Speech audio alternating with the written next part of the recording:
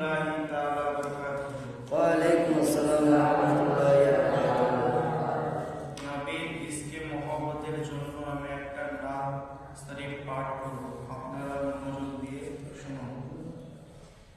নবীর প্রেমে পাগল যারা প্রেম খেলা খেলে, হরে নবীর প্রেমে পাগল যারা প্রেম খেলা খেলে, হরে নবীর প্রেমে পাগল যারা প্রেম খেলা খেলে, হরে নবীর প্রেমে পাগল যারা প্রেম খেলা খেলে। হরে পাগল ছিলেন হযরত আলী, হরে পাগল ছিলেন হযরত আলী, সূর্যের সঙ্গে কথা বলে। হরে পাগল ছিলেন হযরত আলী, সূর্যের সঙ্গে কথা বলে।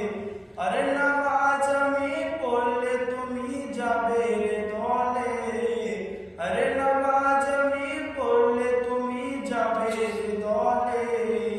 হরে নবীর প্রেমে পাগল যারা প্রেম খেলা খেলে, হরে নবীর প্রেমে পাগল যারা প্রেম খেলা খেলে, হরে নবীর প্রেমে বস্কুরনি দত্ত ফেলে, হরে নবীর প্রেমে বস্কুরনি দত্ত ফেলে, হরে নবীর প্রেমে পাগল যারা প্রেম খেলা খেলে।